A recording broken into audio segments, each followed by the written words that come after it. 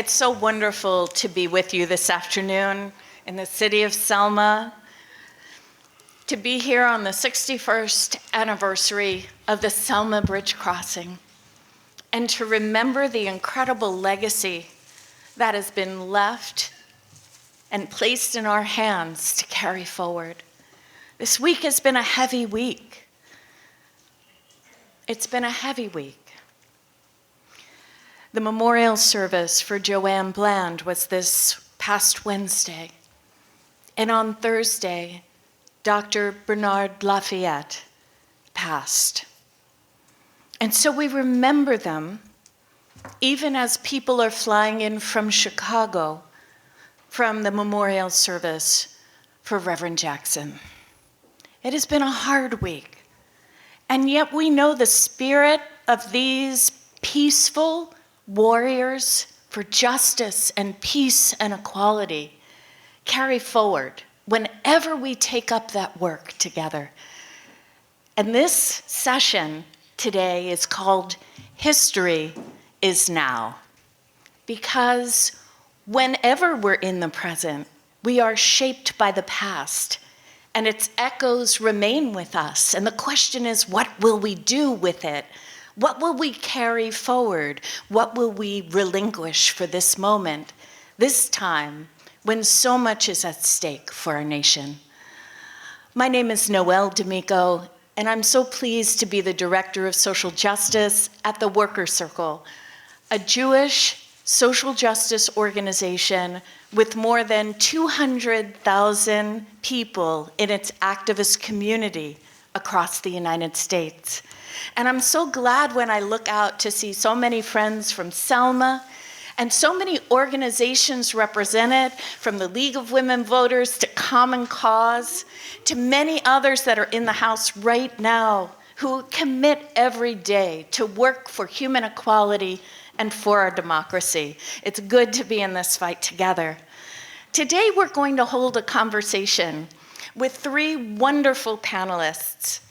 We're going to be speaking with Alan Reese, the CEO of the F.D. Reese Foundation, with Lillian Kshensky Baxter, senior nonviolence trainer and expert in residence at the King Center for Nonviolence, and Collins Pettaway III, a coordinator of the Selma Democracy Center with the Center for Common Ground. And we're going to be exploring lessons from nonviolent action by the civil rights movement and the organizing experience of the Dallas County Voter League for the fight against state terror and white supremacy today. So I think you're in for a treat, because our conversation partners have deep roots in the Selma community and in the civil rights struggle. We may have some additional people joining us along the way, and when we do, we'll weave them into the conversation. I first need to give regrets from the Reverend Mark Thompson. He is still flying in from Reverend Jackson's memorial and was originally to have moderated this panel. But he's remembering us, and we remember him on his flight in. And I want to begin first by inviting Ann Toback, the CEO of the Worker Circle, to come forward and just say some opening words.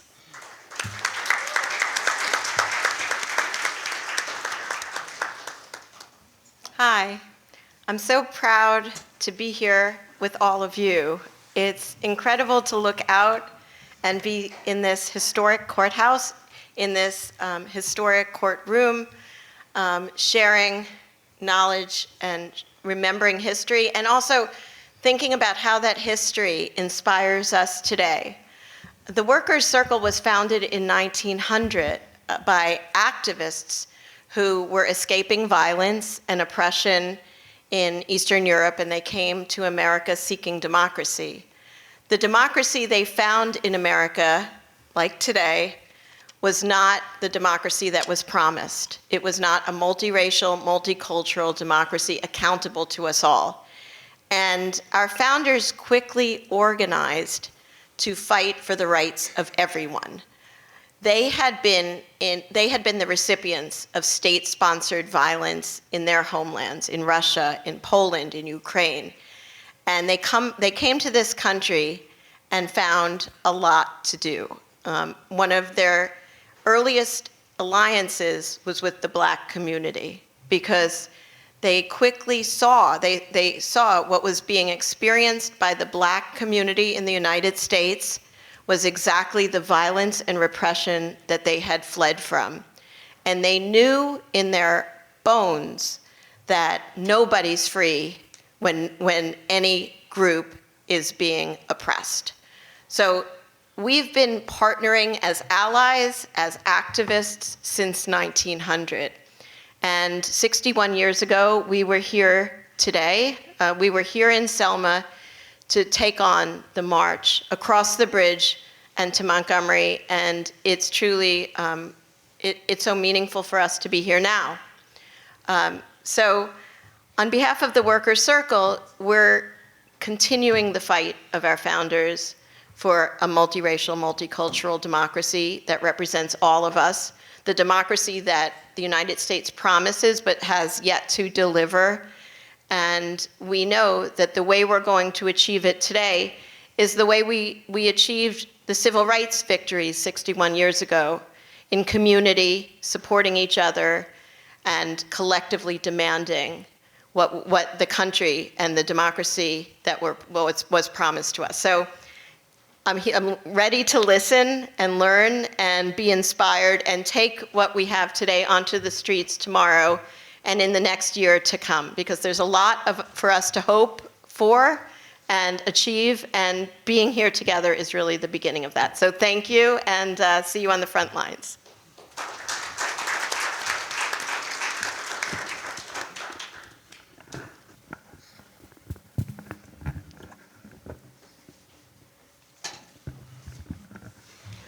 I'm going to give a bit more of an extended introduction of each of our conversation partners. First, to my left, is Collins Pettaway III, and he is the coordinator of the Selma Democracy Center for the Center for Common Ground, an educator, a musician, and a talented communicator.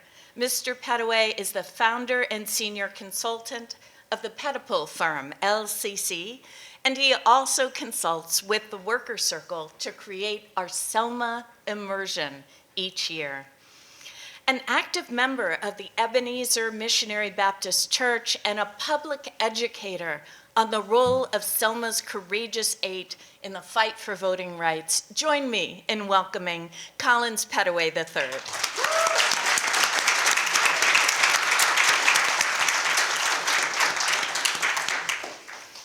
Alan Reese, to my right, is the president and CEO of the Frederick Douglass Reese Foundation, dedicated to preserving the legacy of the Reverend Dr. F.D. Reese. The foundation's educational initiatives instill the values of respect, self-pride, and morality to uplift new leaders who are equipped to engage the critical social issues of our day. The grandson of the Reverend Dr. F.D. Reese, he is a pivotal leader in the Selma Movement for Justice, and Mr. Reese carries forward that legacy for a new generation. Join me in welcoming Alan Reese.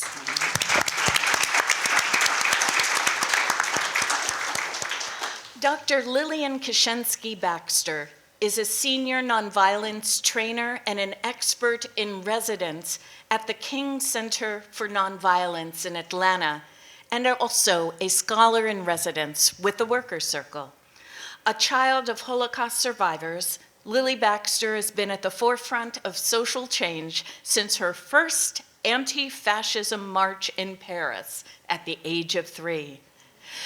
Lily grew up in New York and is a graduate of the Workers' Circle middle and high schools back in the day. She began teaching women's studies in 1970 at the University of Pittsburgh and nonviolence in 1979 in Atlanta, when she was hired by Mrs. Coretta Scott King to serve as the Director of Nonviolent Research and Studies at the Martin Luther King Jr. Center for Nonviolent Social Change. She returned to the center in 2018 as a senior nonviolence trainer and expert in residence. And between her 2 stints with the King Center, Lily served for over a decade as the director of the Weinberg Center for Holocaust Education, which is also in Atlanta. Please join me in welcoming Dr. Lillian Kshensky Baxter.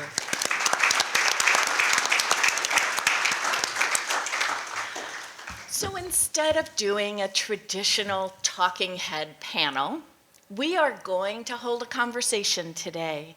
I'm going to begin by posing some questions to Collins, and Collins and I will talk back and forth, and then I'll weave Alan into the conversation, and then Lily, and we'll be talking with one another, and then we'll enlarge it to all of you. So let me turn first, Collins, to you and say, you know, you've grown up your whole life in Selma, and your family has been here for generations. And the movement for voting rights certainly didn't start with the March Across the Selma Bridge in 1965. The Dallas County Voter League was established by Charles J. Adams around the mid-1920s, a few years after he established the NAACP chapter in Selma. But the Dallas County Voter League really began to gather steam in the 1940s when Amelia and Sam Boynton came to town. Tell us a bit about that early history, and if you would, introduce us to the people who became known as the Courageous Eight. Sure. So I think that's an excellent question because a lot of times people always assume when you equate Selma, you immediately go to just 1965 and we go to the bridge, when the fact of the matter is there was so much work being done well before that, right? There was so much there were negotiations, there were meetings, right? It wasn't just automatically just jumping out into protest. And so several of those leaders, especially in the Dallas County Voters League, they were meeting with several people, right? They would try to, hey, can we work this out here? Where can we find solutions for certain things instead of just more so and if you're not going to meet you where you are, then of course then we definitely need to march. But the Dallas County Voters League was led by those who are called the Courageous Eight. One of them, I definitely have to let my brother Alan talk to you about in depth because he's going to really dive into about. However, they were the leaders of the movement during that time. Matter of fact, they were the group that invited Dr. King and SCLC to Selma. They would not have been in Selma had it not been for the work of the Dallas County Voters League. And we're not talking about just activists, right? Amelia Boynton, Marie Foster, James Gildersleeve, Henry Shannon, Lord Jesus, Ernest Doyle, Ulysses Blackman, and Marie Foster. And of course, Dr. F.D. Reese, which of course I'll let Alan talk about, but these were regular folks like you and me. Some were educators, some owned laundromats, some were interior designers, some were teachers, right? These were people who were everyday folks that literally just wanted to live their life.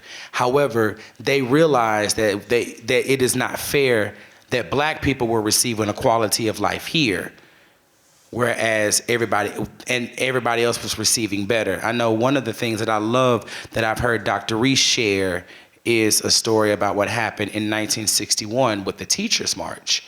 Because a lot of people don't know that the teachers were one of the early protesters and marchers, right? Led by that work.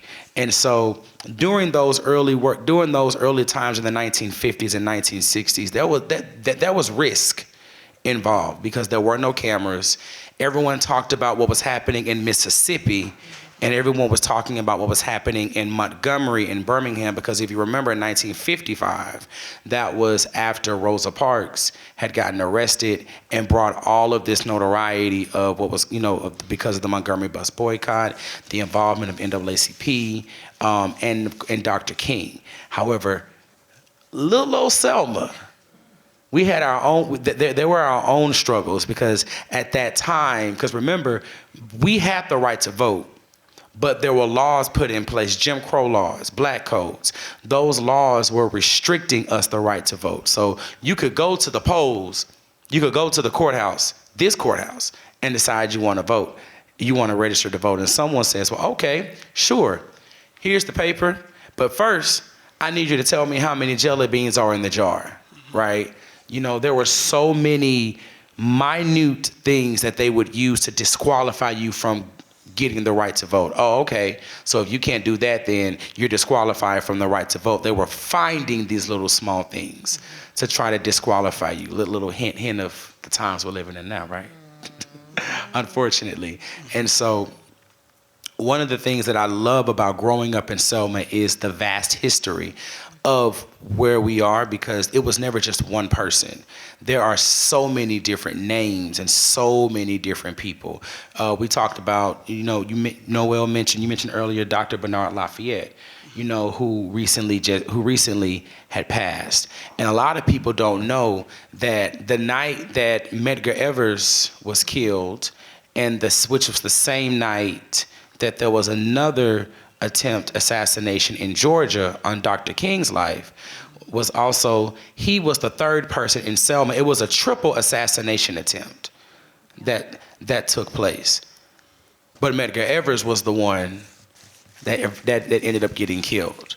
And so essentially, there have always been people on the ground doing the work for years, well before we even got into 1965. And it was literally just from regular folks like you and me who felt like that it was not fair of the quality of life that they were given, and that they deserved better, because they did deserve better.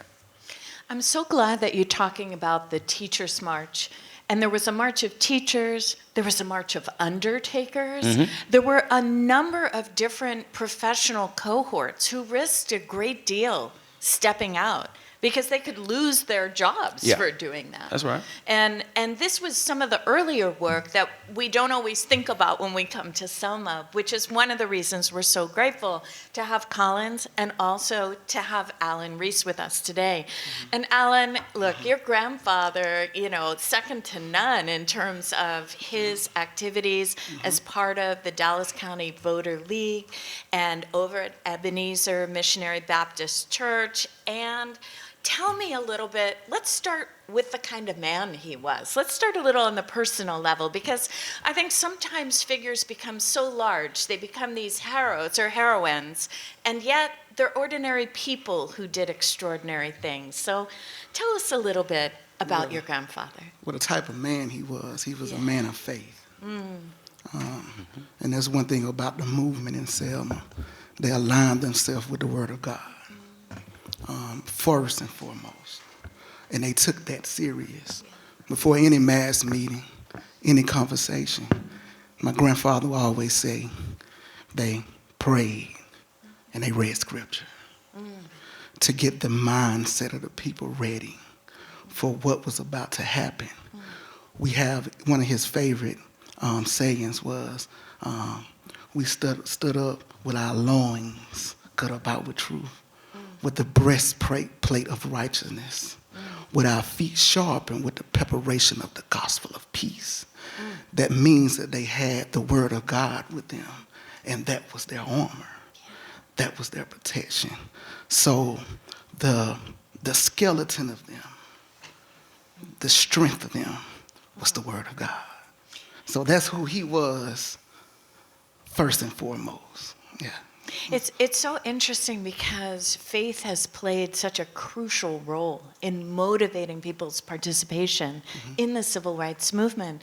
In the worker circle, it's a little different. We were motivated by our long culture of resistance, by Yiddish poetry and theater and activism that had taken place all across Eastern Europe. And this motivation, both of values and faith, drove such an incredible diversity of people to be part of the civil rights movement. And as your grandfather was here building the work in Selma, tell us a little bit more about what you know about those early days. He was a leader in the Dallas County Voter League. One of the things people don't know is that one of the first groups that he was a part of, he was a leader of, was young preachers in the community. It was called the Good Shepherds. Okay. And also he was a part of the Dallas County Voters League. And to understand the Dallas County Voters League role, in 1956 was a big turn, if you want to go back, because in Alabama, the NAACP was disbanded from practicing. That's an important date. Tell that one more time to everybody. It was in 1956. Now, this is when you see the Dallas County Voters League kind of take the lead, okay? And see, when I do tours, I like to give people a picture and break things down.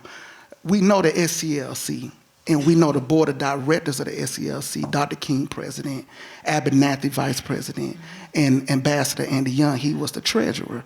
Well, the Courageous Eight was the board of directors of the Dallas County Voters League. There you go. But So and a lot of times we make it seem like SNCC and the SCLC just came to Selma and Selma was unorganized.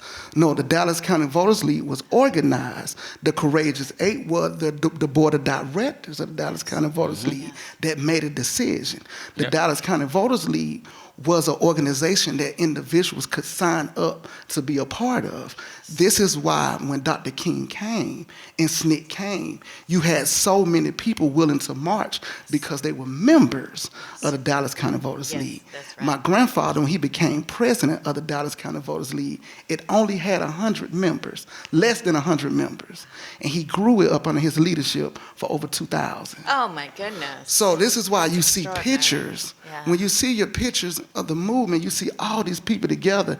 And one thing of what Dr. King liked about Selma is that, so the Dallas County Voters League has 2,000 people ready to move and mobilize at one time. Yeah.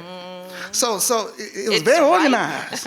You get what I'm saying? Yeah. I want people to understand how organized the Dallas County Voters League was and the Courageous Eight. And I can go in more in depth, but I'll let you keep it talking. That's a wonderful start. Thank you. And there are also deep connections between these leaders in Selma and the wider civil rights movement.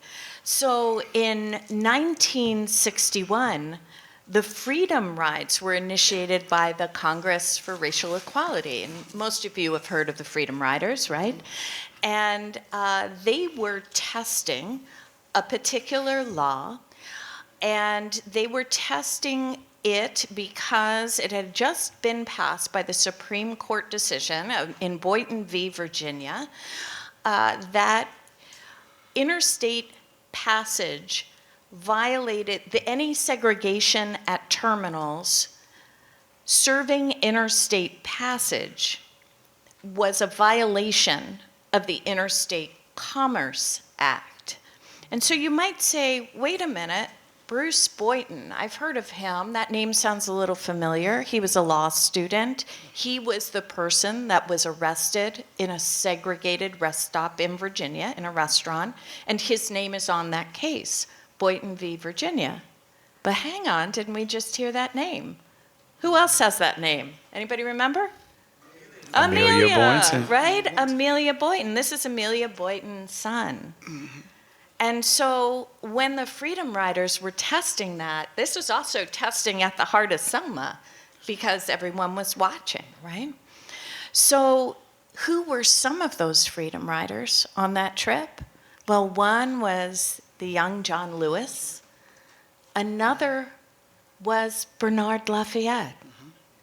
Both of them had been studying nonviolence in Nashville with Reverend James Lawson.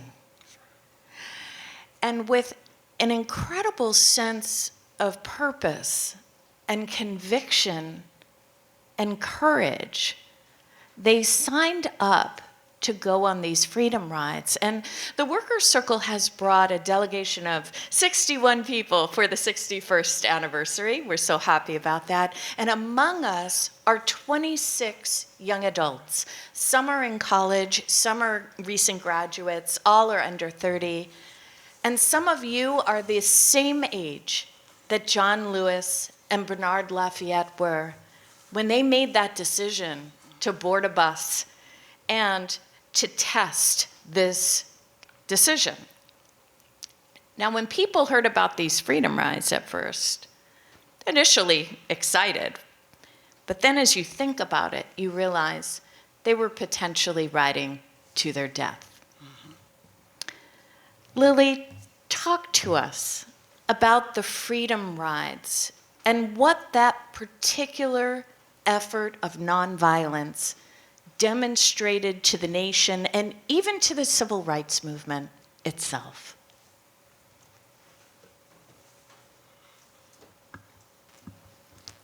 Thank you, Noelle. You've seen the photographs of the burning buses. Yesterday, when we were at the museum, you saw a freedom rider pull out his tooth because he had been beaten in the face. These young people who were in their 20s and who were going to seminary, who were going to colleges, had a passion burning in them. They knew they had to change things.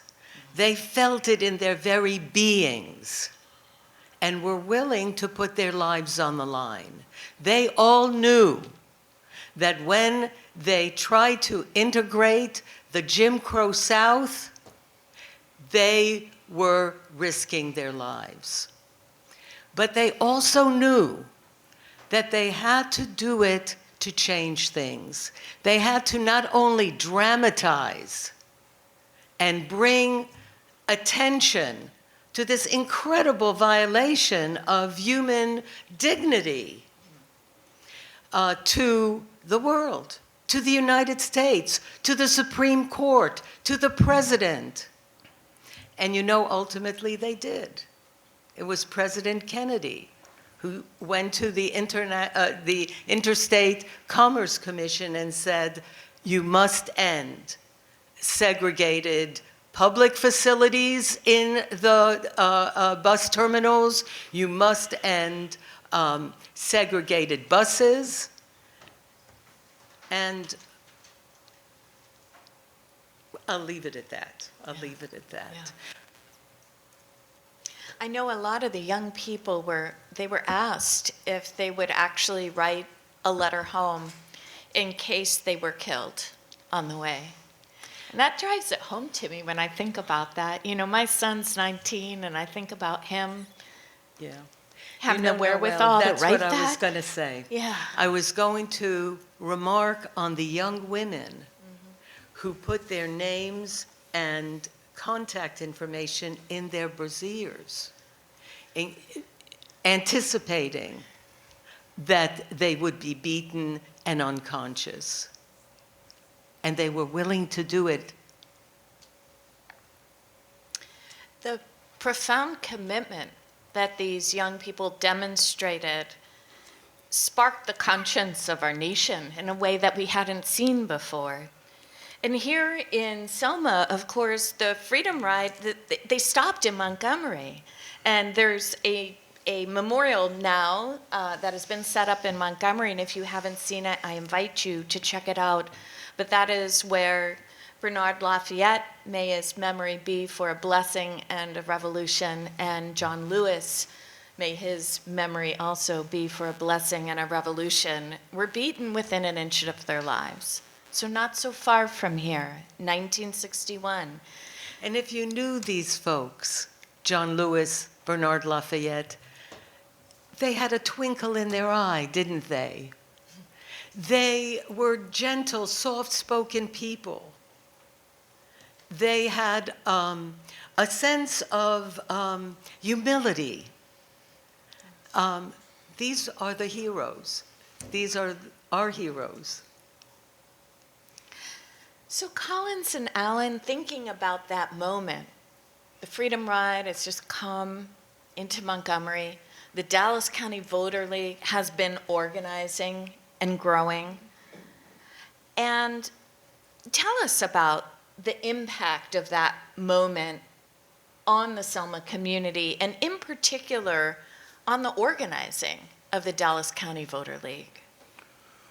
Alan, correct me if I'm wrong, but they were supposed to come through Selma and stop in Selma, but it was the trip was forecasted to be so dangerous. See, if you're not familiar with the Freedom Rides, they had successful rides through through Virginia, Georgia. They were fine, but Alabama. And then Sheriff Clark. Yeah, and Sheriff Jim Clark. And so they were planning to, what we know about Bloody Sunday would have been 5 times worse for them had they actually made it to Selma. They changed their route to avoid coming into Selma just because it was that much of a wicked struggle with Sheriff Jim Clark, the sheriff that beat people right here on the steps of this very courthouse, just simply because of the fact that people in Selma, little old Selma, did not have the right to vote. Yeah, because we're sitting in the courthouse. January the 22nd, 1965 was the first World's Teachers March. And we're sitting at this courthouse where they got beat on the steps of this courthouse right here where we're sitting. So because teachers were organizing for us to have the right to vote. But you know what is so beautiful? Is that they were black and white students who were willing to die together, who were willing to test the segregation laws together.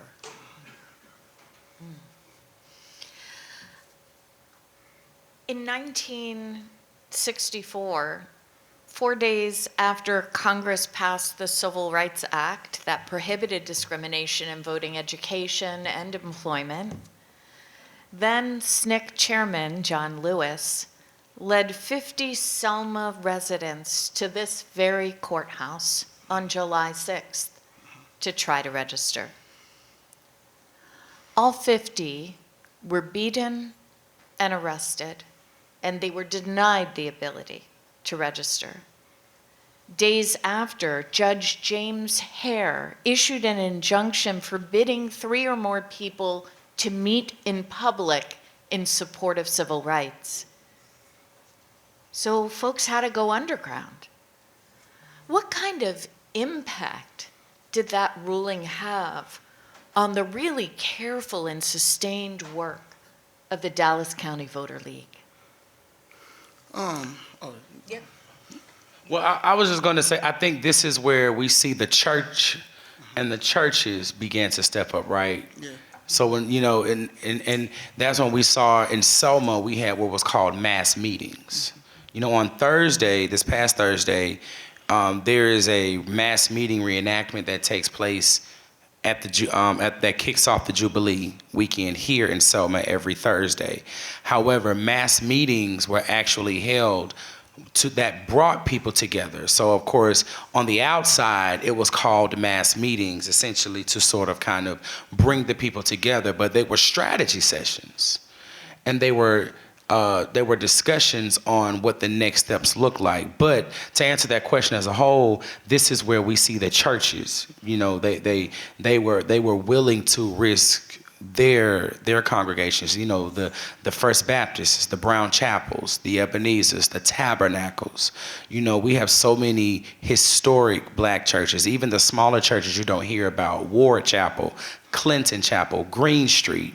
There were so many churches here in Selma that were willing to put their lives on the line, essentially to meet the needs of the people, especially when those type of laws came into effect. Alan? Yeah, well, at first it put a hindrance Yeah. on them. To be honest, it made them go behind closed doors and strategize. Because remember, SNCC had been in Atlanta, in Selma since 1961, 62, working. And what happened was, if we can go back a little bit, I can get to this point. Yeah, let's go back to that. And what was happening is that between 61, 62, up to mid 65, the mass media, they were teaching blacks how to take the literacy test. And as they were taking the literacy test, they were changing.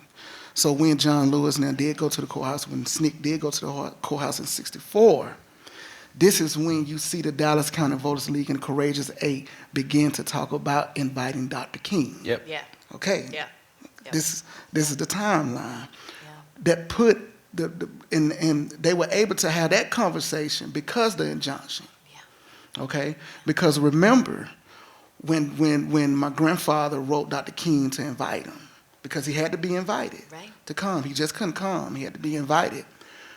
Brown's Chapel is the only church out of First Baptist Tabernacle that said that we would break the injunction for Dr. King to come speak January the 2nd, 1965. And remember, so many people showed up, the sheriff department could only park cars because there was too many people to arrest. That's right. So that's what happened. That's how they broke that injunction. That's right. When Dr. King said, I'm coming, and my grandfather said, Dr. King is coming, they decided to break the injunction. Wow. So that injunction was put in place in 64, and it was all the way until 65 that injunction was set in place. And remember, in Brown's Chapel is the place where, because a lot of people don't know this, Selma did not want Dr. King here. Okay? That's right. A lot of people don't know, see. That's right. A lot of people don't know that SNCC, a lot of the organizations, they booed my grandfather for inviting Dr. King at Brown's Chapel. They booed him. Different leaders got up and said, we don't want him, this and that. But see, this when I go back to a man of faith. Because what faith does, and what aligning yourself with the Word of God gives you insight. And because the natural eye, the people said, no, we don't want him. But because FD was a leader, and he was also a man of God, he said, no, this is what the Holy Spirit is leading me to do. And that was the best decision for him. Yeah. Wow. Well, and we're going to talk a little bit more about the pushes and pulls because, you know, you got the Dallas County Voter League, and you've got SNCC, and you have, in addition to that, then SCLC coming to town. And we bid farewell to our friends at Common Cause. We know you have your charter bus. Go in peace. We'll see you on the front lines. And I also want, as Common Cause friends are departing right now, I want to recognize Mr. Kennard Randolph, who is the president of the Selma City Council. Would you stand, please?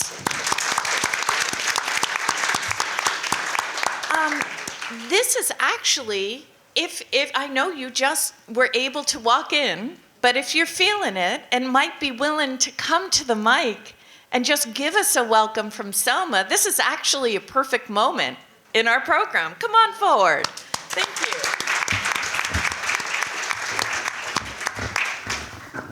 Sure. How's everyone? Good. Very good. Very good. Great. It's so great to be here on behalf of city government, on behalf of our 8 council members, Councilwoman Janie Thomas. I always go by the roles, how I look at them in council meetings. Councilwoman Janie Thomas, Councilman Clay Carmichael. We have Councilwoman Lisa James, Councilwoman Ashley Irvin, Councilwoman Christy Thomas, Councilman Michael Johnson, and so and Councilman Troy Harville. And so it's a pleasure and honor to be here on behalf of city government, on behalf of Mayor Malls, who and I certainly get along quite well. I tell people all the time, this is a different form of city government in Selma. The past has been very contentious. The council president and mayor have clashed in the past, but I believe that in order for us to grow this city and move it forward, we have to work together. And we may not always agree, but we have to come to a meeting of the mind to understand that the constituents of the city voted for us to help the city grow, not to hurt it. And so I may not always like what the mayor says, but at the end of the day, we resolve our issues before we go to council meetings. We meet every day, almost over the phone. We talk every day to discuss city government business, because that's what matters in Selma. Selma is a city that was once vibrant, and I believe that Selma will be revived again. But it takes the right leadership to do that. And I believe that God allowed me to be in this moment, in this place, for a reason, because I can assure you that I have never thought about being a politician. And so people always say, what made you do it? I said, I guess God spoke to people to speak to me, to tell me to run. That's right. You know, because at the end of the day, I'm also the president of the Selma Housing Authority, and I love what I do, helping to transform lives and help people become self-sufficient. But city government is different. People are different.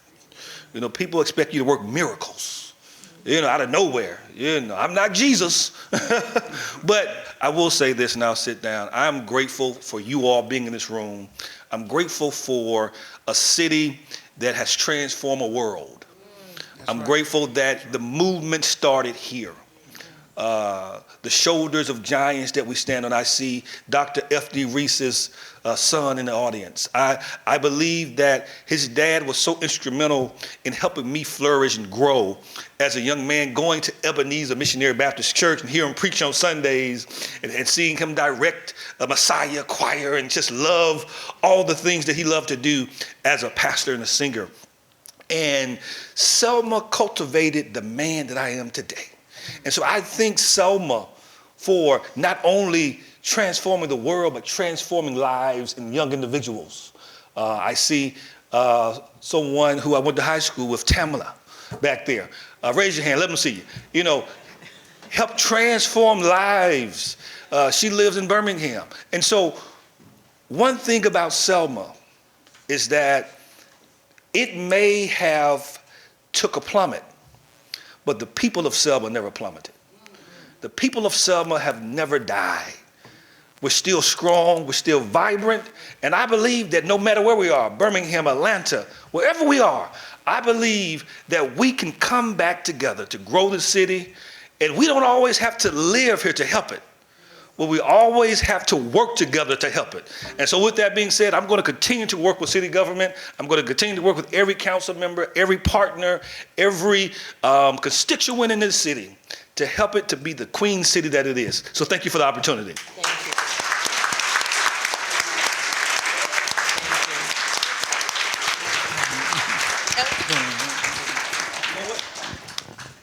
I forgot F.D. Reese's grandson's on the panel. See you, brother.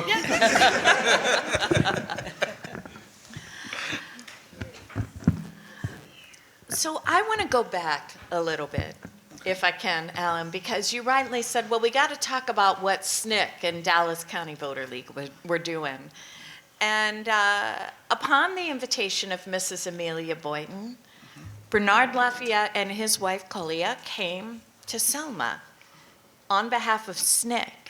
Tell us a little bit about how they paired up. I mean, they're two very different organizations, SNCC and the Dallas County Voter League. How did it go? What were they able to do together that they couldn't do alone?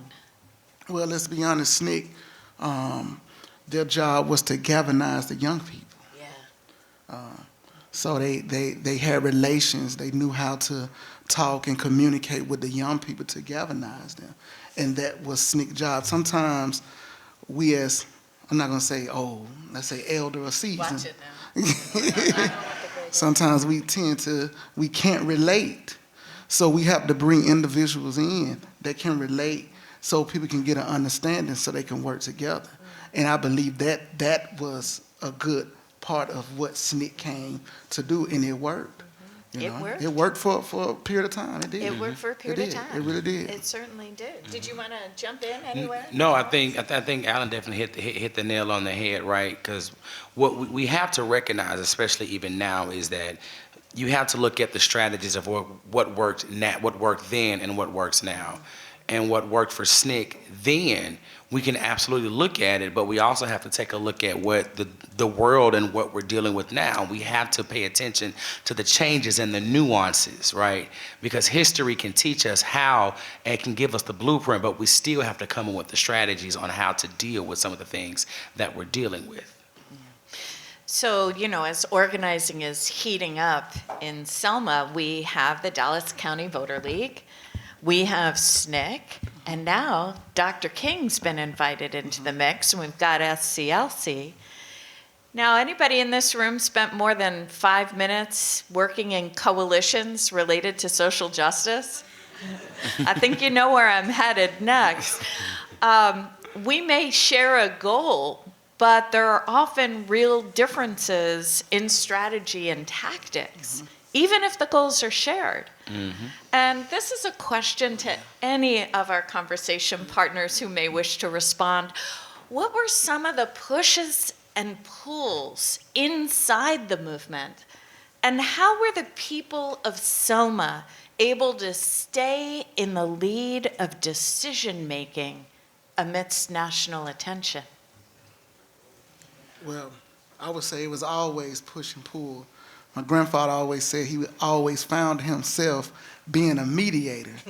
The main thing, always, that means that it was always something going on. Because everybody didn't want to participate. Some people they didn't like what's going on, but they didn't want the Ku Klux Klan showing up burning crosses in their yards. They didn't want their children antagonized walking home from school.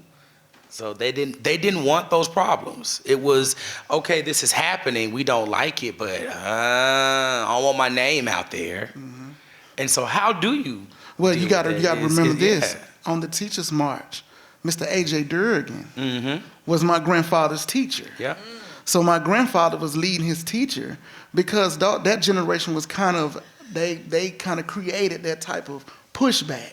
You know what I'm saying? So his teacher asked him when they got beat the first time, he asked his student, who my grandfather was, what shall we do? And my grandfather said, we going back. So you have to understand, even older people was seasoned people, let me use that word, at that time, didn't agree or wasn't used to that kind of pushback. So you had to push back. Yeah, you really did. And there were different philosophies. And amongst the groups. Within SNCC and the SCLC and the Dallas County Voters League, you had pushback with each other on how we should mobilize. Yeah. You get what I'm saying? So that too. So the Dallas County Voters League had to juggle egos, different mindsets. You get what I'm saying? To get a job to keep our eyes on the objective. Yeah. Yeah. You know. I hear you. And Dr. King, by then, was a national personality. So he had a relationship with President Johnson. And in 1964, Congress passed the 1964 Civil Rights Act. And when Dr. King and his delegation were leaving the White House, Dr. King said, now we're going to work on the Voting Rights Act. And the people around him said, wait. And when he went and spoke to Johnson about it a while later, Johnson said, please don't ask me. It took everything I had to pass the Civil Rights Act. I cannot work now on pushing Congress for the Voting Rights Act. But because of Selma, he was able to. Now, a lot of people aren't really aware that there were 3 marches, and that Bloody Sunday was the 3rd. And the 2nd march, a lot of people felt like Dr. King took people to the bridge. Turnaround Tuesday, that was Turnaround Tuesday. Bloody Sunday was the first. Yeah, Bloody Sunday was the first march. Tuesday was the second. And then It was the second. March And March was 21st. Was the Was the third. third one. Yeah. So that after the 2nd march, so there was Bloody Sunday, Turnaround Tuesday, and by the 3rd march, Dr. King had invited clergy from all over the United States. People came from around the world to Selma.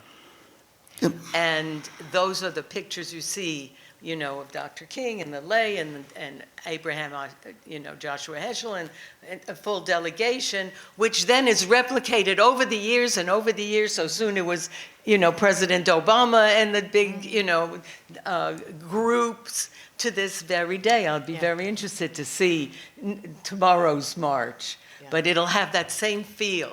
And with that, Johnson did pass the Voting Rights Act of 1965. To go back on your pushback, another note to note is how you continue to work together, even if you have to stand alone. On Turnaround Tuesday is when you see SNCC break away from the SCLC in the Dallas County Voters League. This is why you hear John Lewis, God rest his soul, after Turnaround Tuesday, he said, I decided to join forces with Dr. King in the Dallas County Voters League because SNCC had voted him out of chairman of the board because they did not like Dr. King's and my grandfather's stance of going to the bridge, kneeling, praying, going back to Brown's Chapel. So this is when you see John Lewis say, you know what, even though SNCC, y'all might disagree with Dr. King, I'm still going to stand with the SCLC in the Dallas County Voters League and continue this. And then on the successful march is where you see the Black Panther Party is created in Lowndes County out of the march from Selma to Montgomery. It's a lot of history in it. There's a lot of history in it. Yeah, what basically you hear Lily and Alan basically confirm is the fact, and we've always known this, is that part of the reason why Selma is always, we sometimes, I guess pay the price almost for the decisions of what happened in 1965 is because we've always been the blueprints of every single struggle, every single march, every single protest. We were the blueprint. They were not marching with our organization in Birmingham. They were facing hoses and dogs, but they were not protesting and marching with that type of organization in Birmingham. They were not protesting and marching with that type of organization in Montgomery. So Selma was the blueprint and still continues to remain the blueprint of that. The push and pull of that, however, is there have been so many things that have happened to Selma that we continue to pay the price for. I think about in the 1970s when when several Air Force bases across the state began to close, when the fact of the matter was it was a shot against Selma because we have a viable Air Force base right down the highway, but that has recently since closed. And so it's used for various things now, but at the end of the day, Craig was a vibrant Air Force base, right? If you come from Montgomery and you all come to Selma, you come down I-85, and then you have to hit I-65 to come to Highway 80 to get here to Selma. I-85 ends right there on I-65 before you come back down. Years ago, I-85 was supposed to extend all the way over through Mississippi, and it was set to go through Selma. That has since then stopped. Even now, Senator Raphael Warnock, going back to when Arthur Davis was our congressman, there have always been plans of trying to extend I-14 from Dallas into Selma. It still has not worked because the problem is Selma is the only way that interstate works. And so we've always paid the price, unfortunately, for the sacrifices that has been made. However, we stand proud of the fact that we are the blueprint of that, and we do not regret any decisions being from Selma that we made, that has been made to ensure that people understand what it takes for a better quality of life. Yeah.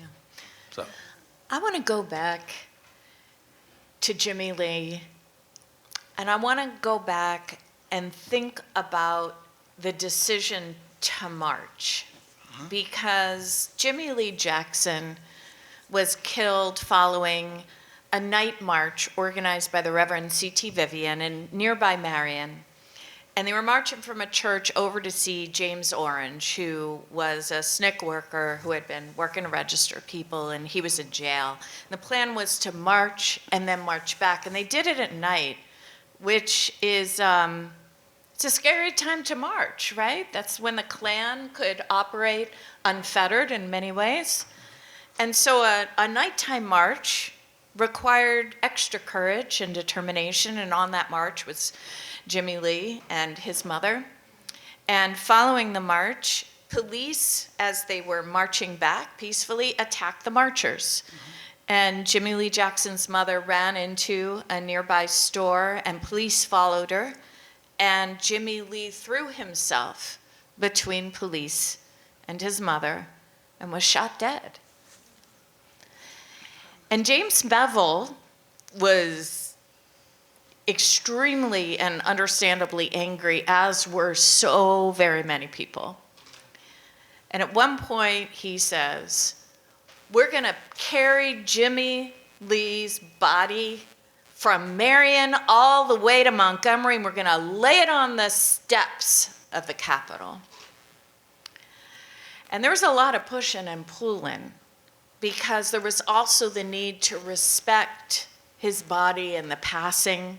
And there were discussions about what form the memorial service should take and what ought to come after. Talk to us a little bit, Alan and Collins, if you will, about how the Courageous Eight in particular shepherded that energy, which could have gone in every kind of direction, toward this peaceful, very focused march from Selma to Montgomery. We have to remember, following the murder of Jimmy Lee Jackson, tensions were high, right? Because during that time, it was almost like anybody could get it, right? And Dr. King was not at the first march. People tend to sometimes have to forget that Dr. King was not there. He came after the first march, after the incident, after a conversation with Dr. Reese. And I always remember Dr. Reese always talk about, on the phone with Dr. King, I said, I heard y'all had some problems. I heard y'all had some little problems down there. He always like to say. A lot of people don't know he had a conversation with him before the march. Right, it was. The march, he had two conversations. Right, one before and then one after. The one before, Dr. King told them not to march. That was about to get to. He told him that he did not want them to march. But the people of Selma, and they felt determined we needed to do this. And they honestly did not want to just feel like they needed to rely on, because remember what Alan said, a lot of people didn't want Dr. King in Selma in the first place. They were upset at Dr. Reese for bringing Dr. King to Selma. And so because they were upset at him, we can do this. We can prove our point. We're going all the way to Montgomery. And it takes, I hate he's gone, but he always tells an amazing, riveting story. He was my pastor too, so that's why I always remember. He talks about how when they come across that bridge, and they ran into an entire sea of blue that was waiting for them on Bloody Sunday. The reason why it was so bloody was not because they were beat on the bridge. People think about that. They were not beat on the bridge. They had already crossed the bridge. The beating started a few feet after on the other side of the bridge, and they were chased all the way back to George Washington Carver Complex, where Brown Chapel was. And so you're talking about a bloody trail that will probably rival what the Trail of Tears could have looked like.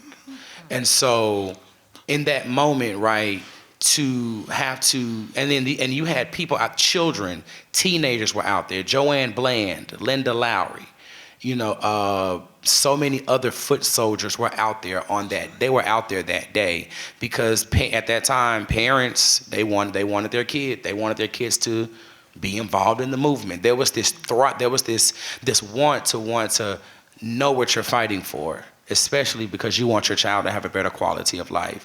And so just to sort of kind of imagine what that impact could look like, tensions were very high then. And to still have that determination is always something that I think it's remarkable. Yeah. Alan, you want to jump in there too? Well, going back to Jimmy Lee Jackson's death, Yeah. the same conversation was had that my grandfather had with the people out the Bloody Sunday. The men in the community felt like they need to go get their guns. And the mindset that they had was rightfully so. You know, I could understand how they felt. And my grandfather just asked when Jimmy Lee Jackson got killed. And at the Bloody Sunday, he said that he had to convince the men that nonviolent was still the way to go. Because your emotions is high. This young man is protecting his mother. The emotion is high in the community because, remember, I did a segment on my podcast. They took away the porches and gave us patios because patios took away the sense of community and knowing your neighbor.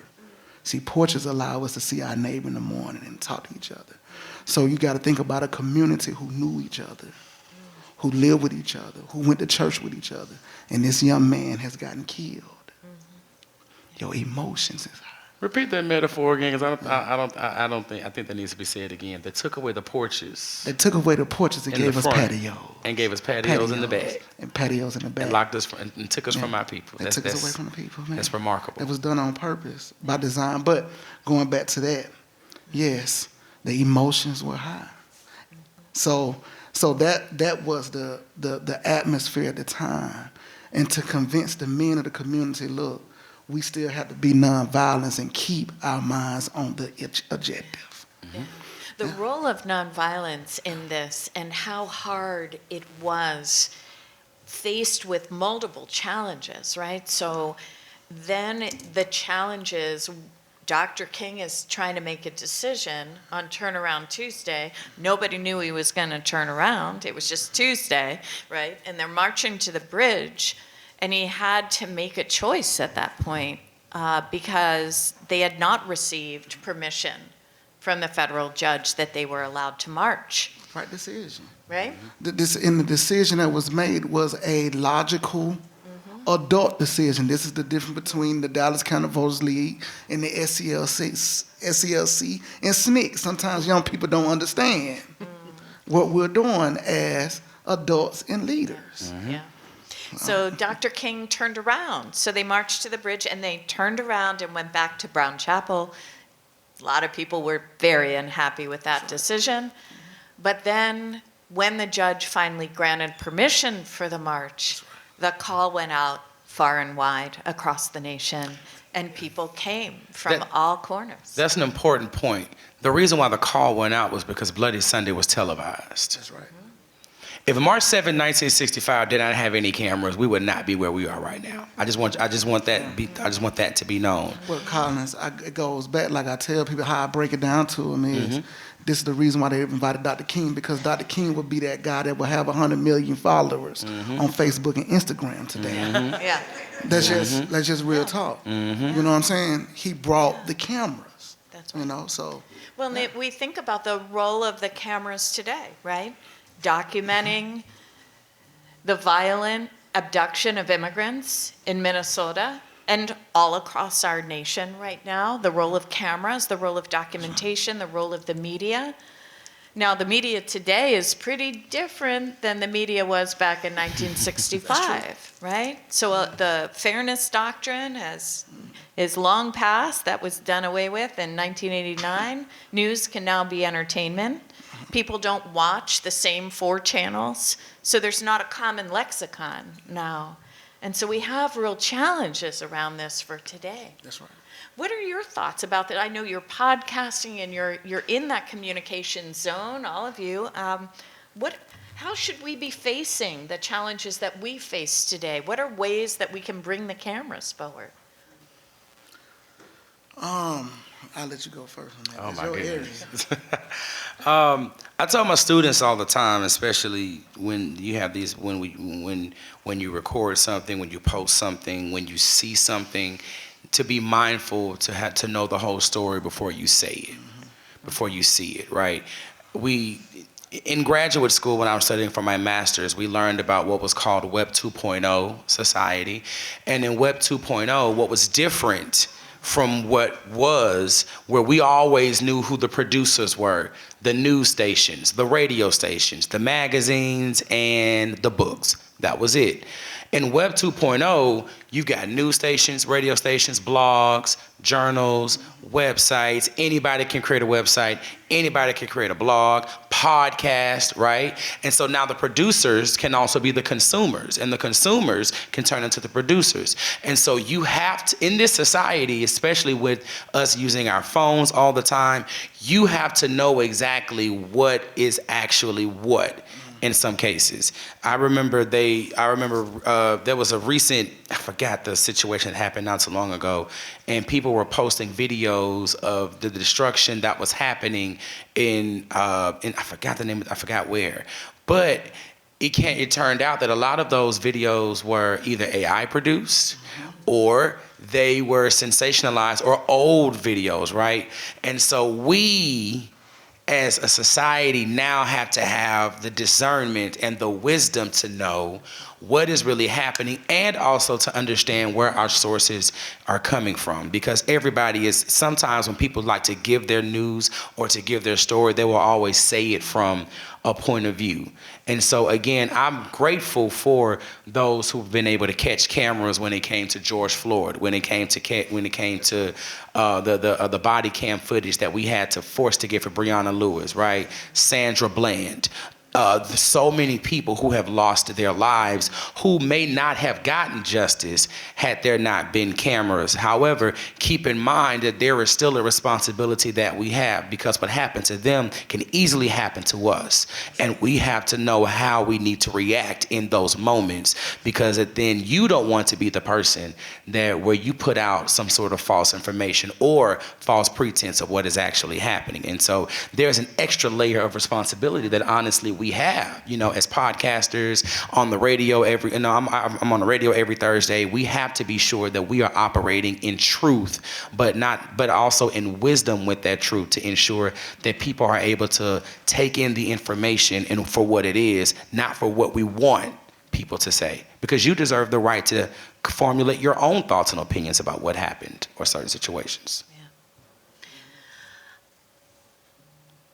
The Selma to Montgomery March catalyzed the passage of the Voting Rights Act, but we know in 2026 that the Voting Rights Act has been severely debilitated. In 2020, the Workers' Circle made a determination following the horrific murders of George Floyd and so many others, Breonna Taylor. We said, we need to rethink what we as an organization are prepared to commit to do to bring an end to structural racism. We didn't just want to release a statement. And so we took a long, hard look, together with the help of Anthony Russell, who's here today. Thank you, Anthony. Anthony, wave your hand for a minute so people can see you. Anthony is an artist and an activist and a culture maker, and he helped us dive deep as Workers' Circle and really think about our past legacy of work in the civil rights movement, especially work with A. Philip Randolph. We thought about Irving Gordon, who was here in 1965, marching Selma to Montgomery. We thought about those things, and we came out the other end with a decision that we were going to work against voter suppression, and we were really going to double down on our work to strengthen democracy. And a lot of people were like, well, really? That's what you came up with? It didn't sound very radical, frankly. But we thought it was important, and we thought even more important than that was building partnerships with organizations like the Center for Common Ground and Black Voters Matter, so that we were working shoulder to shoulder with organizations who were doing this every single day in communities facing voter suppression. The Shelby v. Holder decision in 2013 by the Supreme Court took away pre-clearance effectively. Pre-clearance was a preventative mechanism in the Voting Rights Act that stopped state voter laws that were discriminatory from even passing. They would have to be reviewed by the federal government in advance. And in that Shelby decision, the formula for which states and which districts would have to get reviewed by the federal government was wiped away by the Roberts Court, because you know we're all in a post-racial society now, right? We had a black president, so clearly there's no problem with racism. So that took out the preventative part of the Voting Rights Act, and we've seen hundreds of state voter suppression laws passed. Then in 2022 came the Brnovich v. DNC decision, which took out Article 2. It weakened it. It's still there, but it's severely weakened. It made it harder to sue when you experience discrimination at the poll. So the preventative is out. It's weakened your ability to sue, and now the Supreme Court any day is going to rule in Louisiana v. Calais.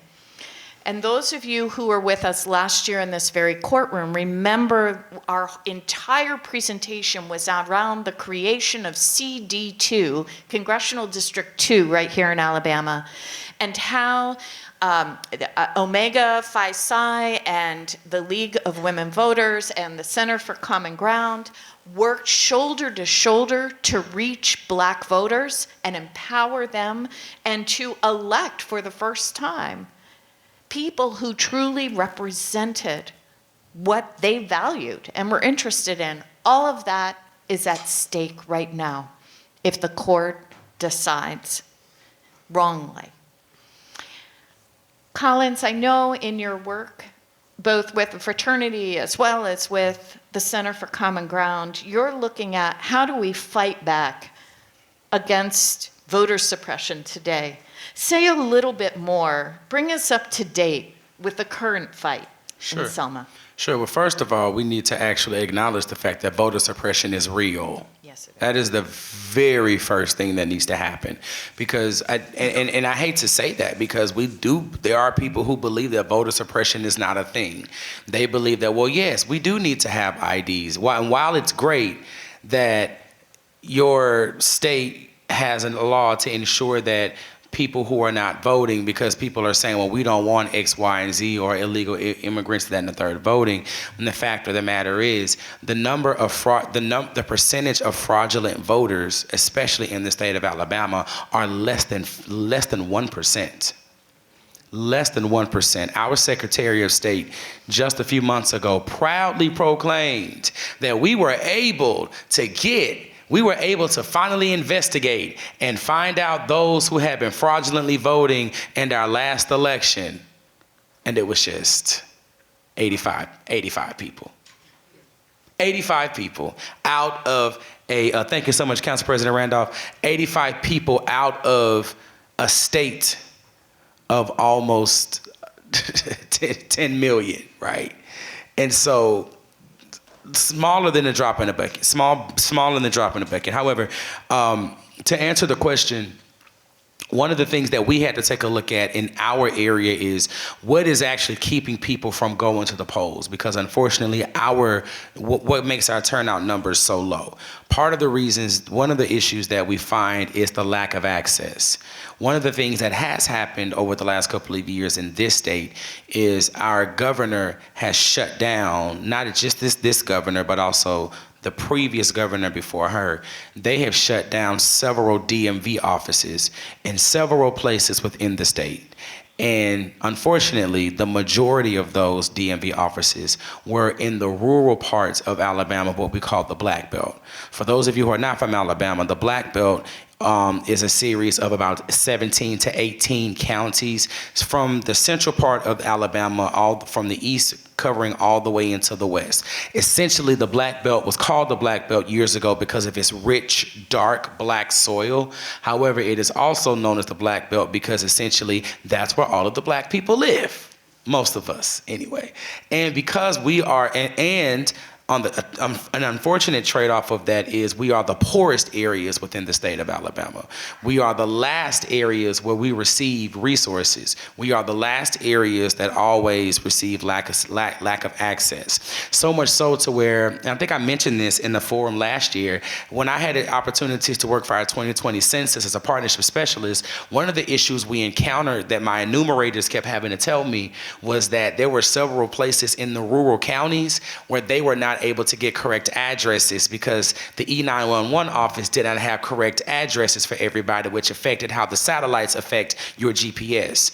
And so if you travel somewhere outside of Selma in one of the rural locations, 211 County Road 16 might actually be over here, but the GPS will take you all the way down the street because we do not have the resources to provide proper E911 address correction systems to actually correct the addresses.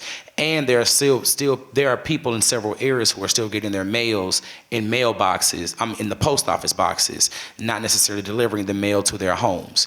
And so think about how hard it is for these people to drive up and down some of these rural roads, some of these very small county roads, and the few places that you actually are able to go to where you can get your license, because in the state you have to have a photo ID, and the governor decides to close those offices down. Most recently, we just had, I think it's Alabama Power, that's our power company, for people to go and pay their power bill. They just closed down an office in another location. And so part of the reason that voter suppression becomes more prevalent for us is because how am I able to vote if I don't have access to get my picture ID, because you just closed down the center that was 20 minutes away from me, and I may not have the opportunity to go 40 minutes because I still have a job that I have to go to, right? Or I still have kids that I have to take care of. People are still having to drive 45 minutes, an hour just to go to the store. Heaven forbid if there an emergency happens in the counties next to us. We're the sole hospital in Selma that supports 2 to 3 counties within our radius, north, south, east, and west. And so one of the things that we wanted to do in the Democracy Center is provide ease of access for people to register with the right to vote. So we have done several voter registration drives before, not necessarily where they come to us, but we would actually go to them. We would go into the neighborhoods. We would go into the churches. We would ask pastors if they would allow us to go to their Bible studies, where we know that people are going to be, and try to see about registering them to vote. One of our biggest staples that we have gladly been doing since 2022, since we got our Democracy Center, is what we call Rise to the Polls.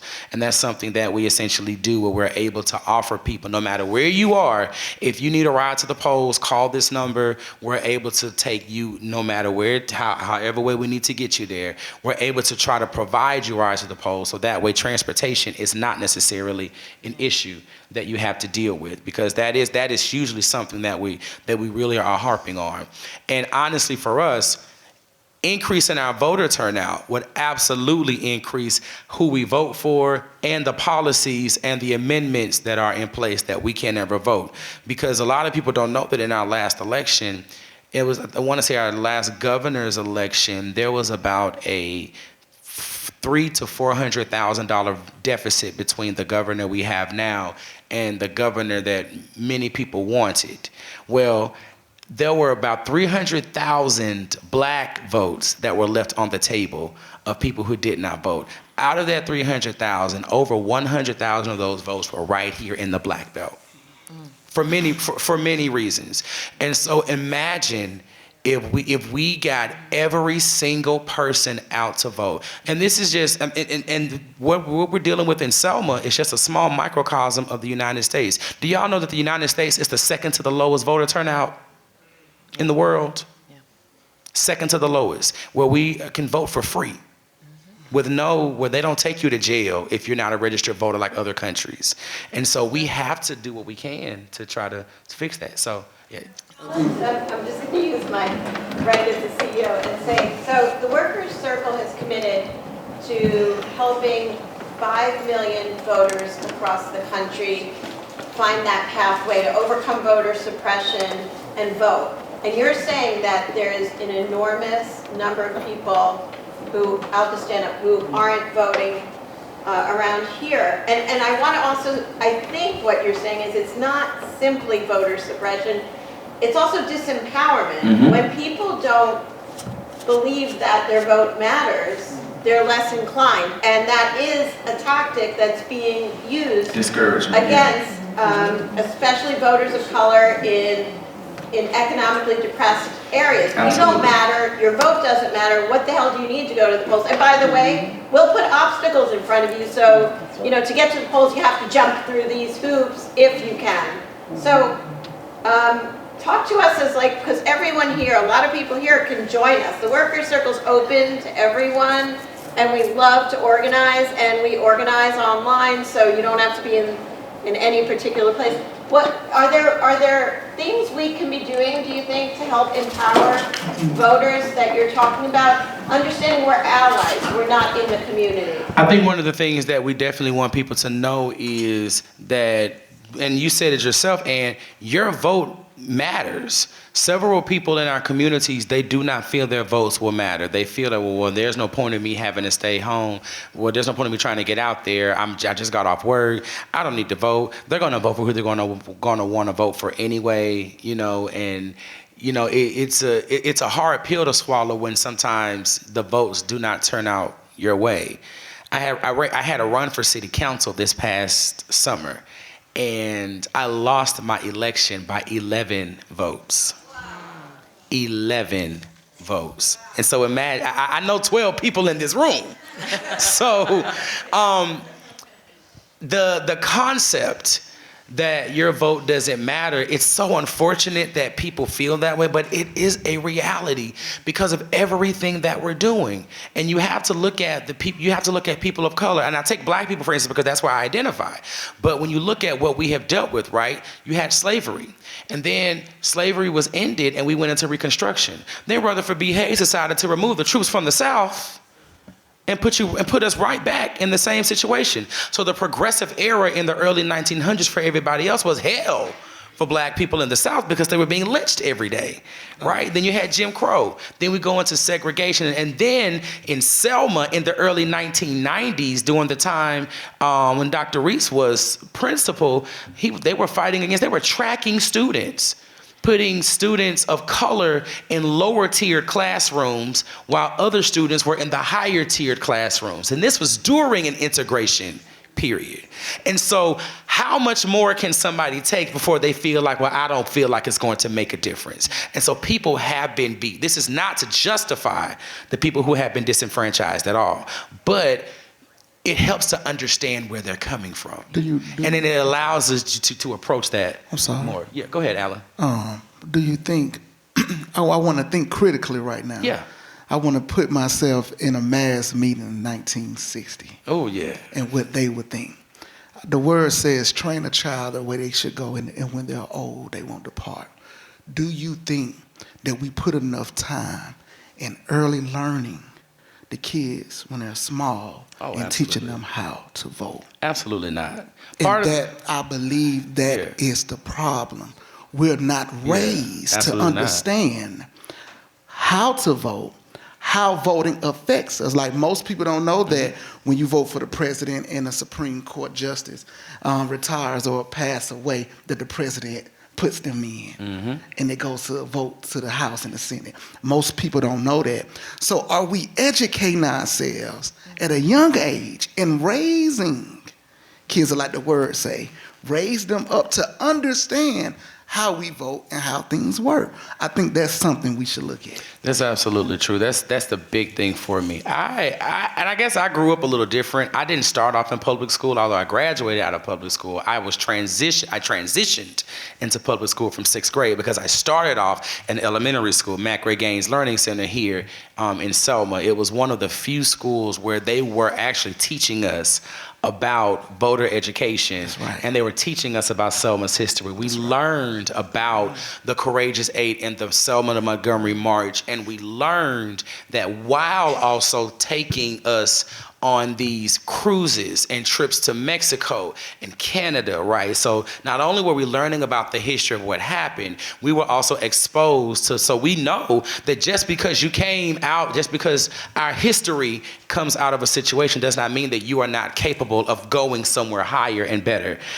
But everybody has not had that unfortunate upbringing, right? That's right. And as a teacher, I see that. It's because as a teacher, I see that. I have students now who they asked me who was Jesse Jackson. They were asking me who was Bernard Lafayette. And I was just like, oh my God. So the good news, though, is if someone hasn't been brought up and educated in the way of voting, that the Center for Common Ground is a partner in doing this outreach to voters. Yeah. And so the Worker Circle is a partner with the Center for Common Ground, and we're reaching voters through postcarding, through phone banking, through door knocking. If you'd like to be a part of those efforts, we would love to have you. Just come find one of our, where are our many staff people who've been running around in here? Raise your hands. All right, go find one of them, find me, and we'll get you all set up for that.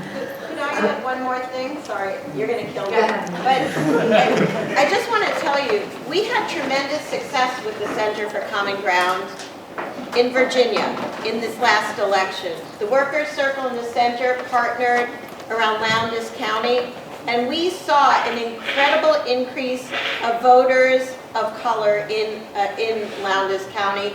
What we did with those postcards, the phone calls, door knocks, is we took that nonpartisan approach. We said, here are issues that might be important to you. Here's where you can find information about your candidates. Here's how you can vote. Here's where you might find obstacles. Here's how to overcome them. And we know you have the keys to the future. So we entrusted that the voters with the information and to take action, and they did. So there's hope, and there are proven methods to get people engaged, to empower them, and that's what we're doing this year. So I'm hoping a lot of you will look up circle.org and join us, because we're working with the Center for Common Ground and Vote Riders and Black Voters Matter, because it's all about all of us working together. And that's what every successful movement has, is collective. And you guys all being there, this is the collective. We're all putting it together. So that's my plug. I hope we'll see you on the front lines. And I'll hand it back to Noelle, because I know we're tight on time, and we have two really important questions for the panel as we close. And the first question I have for all of you is, we have been watching an unabated, vicious attack on immigrants in our nation before our very eyes. The Workers' Circle, as a Jewish organization, has seen this script before. But as Ann likes to say, you don't have to be Jewish to know where this is leading. And so here is my question, thinking about the long and strong tradition of nonviolence, thinking about the kind of careful organizing that the Dallas County Voter League did, thinking about all of this. What is it that we who are learning from history, what is our obligation right now to these women, children, and men who are being rounded up, dragged from their homes, from their workplaces, from their schools, separated from their loved ones, and in the end, blamed for the ills of our nation? I will say this, and I'll be very brief because I would love to hear, but those of you who have had King and Nonviolence training, you should know that the very first principle of King and Nonviolence training is gathering information. Gathering information is a crucial step that we miss so much. I had to research this because I wanted to be sure I was correct. Because what we're seeing on television, especially now about immigrants, when the statistics actually tell us that immigrants who commit crime are literally 0.5%. And those who are actually non-citizens are just 0.7% compared to the over 1.4% of US-born citizens. And so when you gather information, you move differently when it comes to how to actually find solutions and solve problems and push back to say, oh no, this is not true, right? And so gathering, I am a huge proponent of information being power. 100%. We want to operate in nonviolence, make sure you have the information first, the factual information first, and then go from there. Thank you, Collins. Lily, I'm wondering, I mean, this is close to your heart as well, and certainly deep in the tradition. You know, what strikes me is maybe because I did a lot of work with Bernard Lafayette for over 40 years, that I think of the people we've lost. And besides Jimmy Lee Jackson, during the Selma campaign, the march from Selma to Montgomery, Reverend James Reeb was beaten to death. Mrs. Viola Liuzzo was shot, bringing activists from Selma back to Montgomery. So when I think about what you said about our obligation, is we need to remember those who have already given and to walk in their footsteps. Thank you, Lily. Any thoughts that you have that you might want? My thoughts is the fight on immigration, the immigrants, is a marathon, and we have to understand that. The voting rights, civil rights, the movement for black people, we're talking about a 40-year plan, not a 5-year, not a 6-year, not a 7-year, longevity. So we are obligated, like you said, information. We have to do our part, but we have to understand it does not change overnight. You get what I'm saying? Yeah. What we have to do, like we talked about voting suppression, raise our kids up to stand for what is right, to vote, understand how you vote, to vote for what is right. And if we do that, the process takes care of itself. But we have to understand that it does not happen overnight. That would be disrespectful to F.D. Reese, to Martin Luther King, to Lafayette, to Joanne Bland. It would be very disrespectful to think that this next movement is going to happen in 2 years when their movement happened for 40, 30 years in the making. We're talking about the Dallas County Voters League 1920, 1940, 50, 60, and we had to still work after that. So have the mindset of longevity. Stand for what is right, even if you in your lifetime does not see it. And know that as long as I keep my eyes on the prize, that the next generation will benefit for what I stood for. It's also a young issue too. Although 1920, 1930 feels like it's been that long ago, it has not been that long ago when you look at over 4 centuries of slavery and indentured servitude. That's right. That's right. So these are still young issues we are dealing with. That's right. Okay. A lot for us to think about, a lot of lessons to carry forward to today. Thank you so much to all of our panelists for being with us.